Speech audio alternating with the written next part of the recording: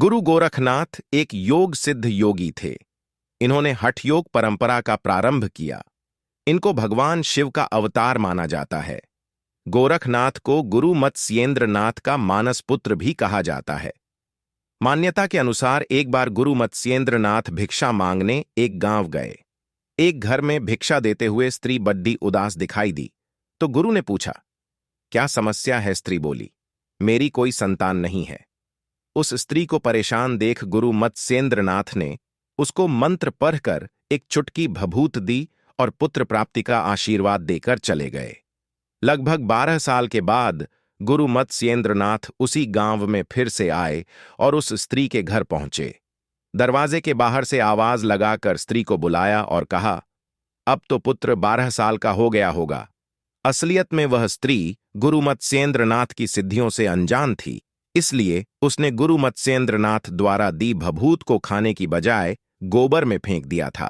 गुरु मत्स्येंद्र नाथ की सिद्धि इतनी प्रबल थी कि भभूत बेकार नहीं जाती। स्त्री घबरा गई और सारी बात बताई कि मैंने भभूत को गोबर में फेंक दिया था। गुरु मत्स्येंद्र नाथ ने कहा, वह स्थान दिखाओ। वहां जाकर देखा तो एक गाय गोबर से भरे एक गड्ढे के ऊपर खड्डे ही है और अपना दूध उस गड्ढे में झलका रही है। तब गुरु ने उस स्थान पर बालक को आवाज लगाई।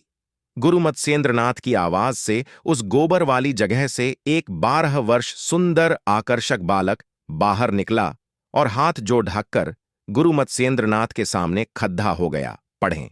इस हफ्ते का साप्ताहिक राशिफल इस प्रकार। बाबा गोरखनाथ का जन्म स्त्री के गर्भ से नहीं बल्कि गोबर और गो द्वारा की जाने वाली रक्षा से हुआ था, इसलिए इनका नाम गोरक्ष पड्डित था।